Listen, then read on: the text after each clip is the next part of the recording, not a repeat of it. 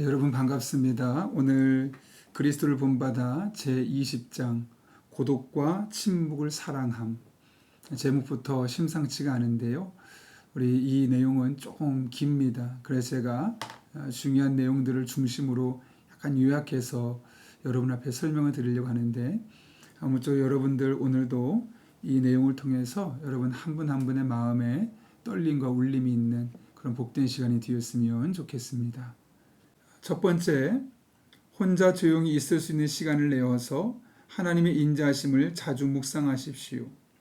호기심이나 지식욕을 채우는 글들보다는 마음을 찔러서 통회하게 만드는 글들을 읽으십시오.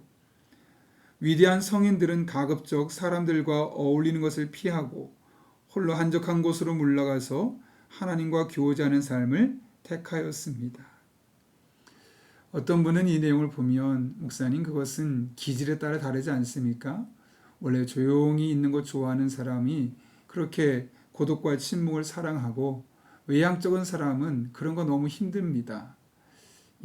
그런 기질적인 차이를 부인할 수는 없지만 적어도 우리가 하나님 앞에 교제를 얼마나 소중하게 생각하느냐에 따라서 사람들과 어울리는 시간 또 하나님과 함께하는 시간을 비교했을 때 대부분 많은 성인들 또 기독교 안에서 하나님을 위해서 헌신했던 사람들은 하나님과 교제하는 시간에 더 많은 시간을 할애했음을 보게 됩니다.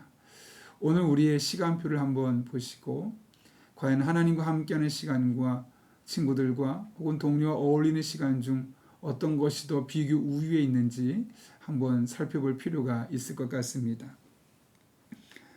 그런 맥락에서 내면적이고 영적인 것에 도달하고자 하는 사람은 예수님처럼 소란한 무리를 떠나서 한적한 곳으로 가야 합니다.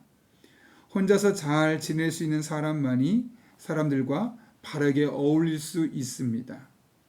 침묵할 줄 아는 사람만이 제대로 말할 줄 압니다. 성도의 안전함은 하나님을 경외하는 삶으로부터 오고 그들은 큰 덕들과 깊은 은혜 가운데서 살아가기 때문에 그런 안전함 가운데서도 세심하고 겸손합니다. 그렇죠. 성도의 안전함, 그것은 하나님을 경외하는 곳에서부터 내면의 안전함과 또 환경적인 안전함으로 찾아오게 되어 있습니다. 네 번째 내용인데요. 사람들로부터 높이 추앙받는 사람들일수록 그들의 지나친 자만심으로 인해서 더욱 큰 위험에 빠지는 일이 비일비재하게 일어납니다. 그러므로 대다수의 사람들에게는 내적으로 아무런 시험도 받지 않고 지내는 것보다는 심심치 않게 시험을 받아 맞서 싸우는 것이 유익합니다. 아무런 시험이 없이 지내게 되면 지나치게 안일한 삶을 살게 되고 마음이 높아져서 지나치게 교만해지며 세상이 주는 위로들을 지나치게 의존하고 집착하게 되기가 쉽기 때문입니다.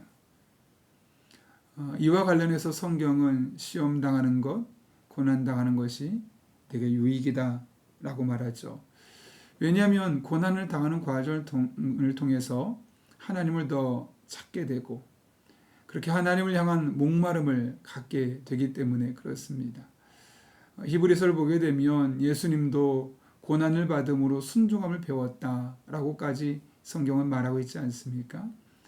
그런 의미에서 우리에게 주어지는 고난이 유익이란 사실은 누구나 다 알고 있지만 이 시간 다시 한번 우리의 삶 가운데 고난당하는 것, 때로는 시험을 당하는 것, 원치 않는 일을 경험하는 것을 무조건 부정적인 것으로만 보는 것이 아니라 하나님께서 나에게 안일함을 깨뜨리고 높아져서 교만해진 마음을 낮추고 세상에 집착하지 않고 하나님을 바라보게 하기 위한 그런 축복의 통로임을 다시 한번 확신하셨으면 좋겠습니다.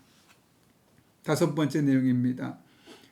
오직 부지런히 자기 자신을 살펴서 통회하는 사람만이 하늘의 위로를 받을 자격이 있습니다. 진정으로 가슴을 치고 통회하고자 한다면 홀로 골방으로 들어가서 세상의 요란함을 차단하십시오. 성경이 말씀하고 있는 대로 잠자리에 들어서 침상에 누워 통회하십시오. 자신의 골방으로 물러나 있게 되면 밖에서는 잊어버리고 있었던 것들이 생각날 때가 종종 있습니다. 그렇죠? 부산스럽게 사람들과 어울릴 때는 생각하지 못했던 것들이 하나님과의 관계 속에서 골방에서 잠자리에서 통회하는 마음으로 하나님 앞에 나아갈 때 하나님 주시는 지혜로 우리에게 깨달아지는 그런 놀라운 은혜가 있는 겁니다. 무엇보다 이것이 귀한 것은 하나님께서 우리에게 주시는 지혜는 세상이 주는 지혜와 그 질적인 차이가 너무나 다르다는 거죠. 솔로몬이 경험했던 지혜 혹시 기억나십니까? 그 주변 사람들이 와서 듣고자 했습니다.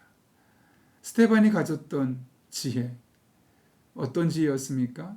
수많은 사람이 스데반 한 사람의 변론을 이겨내지 못했습니다.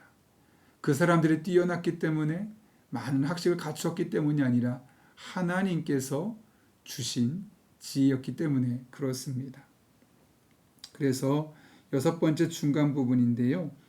사람이 자신의 지인들과 친구들로부터 멀어질 때 하나님께서는 자신의 거룩한 천사들과 함께 그 사람에게 가까이 다가가십니다. 왜요? 하나님밖에 의지할 분이 없거든요. 그럼 하나님께서 우리들의 삶 가운데 찾아오시죠. 다가오시죠. 힘 주시죠. 능력 주시죠. 지혜 주시죠. 삶의 곤란한 문제에서 풀어나게 하시고 해결해 주시죠. 그런 은혜가 여러분에게 있었으면 좋겠습니다. 마지막 부분 7번을 건너뛰고 8번을 보려고 하는데요. 89쪽 맨 위에 보면 이렇게 되어 있습니다. 눈을 들어 하늘에 계시는 하나님을 바라보고서 당신의 죄들과 잘못들을 위하여 기도하십시오. 헛된 일들은 헛된 것을 구하는 사람들에게 맡겨두고 당신은 오직 하나님이 당신에게 명하신 일들에 마음을 두십시오. 골방으로 들어가서 문을 닫아 걷고서 당신이 사랑하는 예수님을 당신에게로 부르십시오.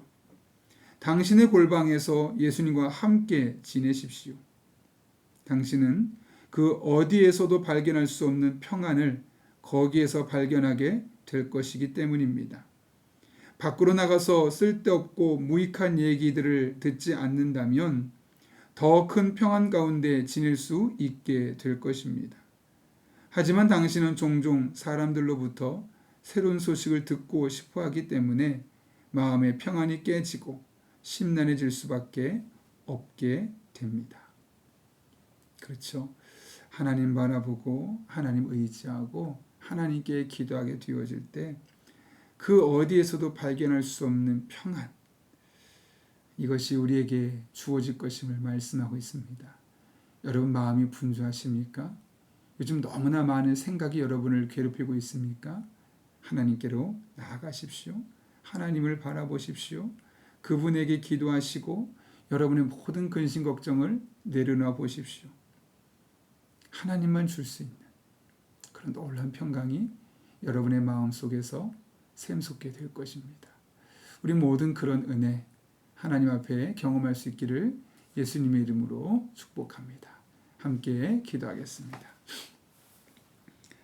거룩하신 아버지 하나님, 오늘 그리스도를 본받아 제20장 고독과 침묵을 사랑함.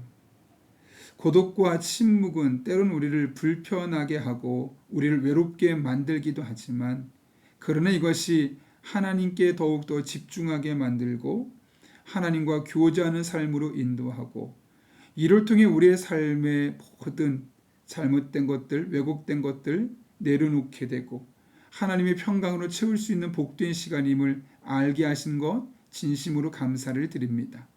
우리 성도들의 마음에 친히 하나님의 감동하여 주시옵고 고독과 침묵을 사랑하는 가운데 하나님 앞에 나아가 기도하고 하나님의 뜻을 구하고 삶의 크고 작은 문제들을 내려놓을 때 하나님의 평강, 지혜로 가득한 복된 한 주간 되게 하여 주옵소서. 예수님의 이름으로 기도하옵나이다. 아멘.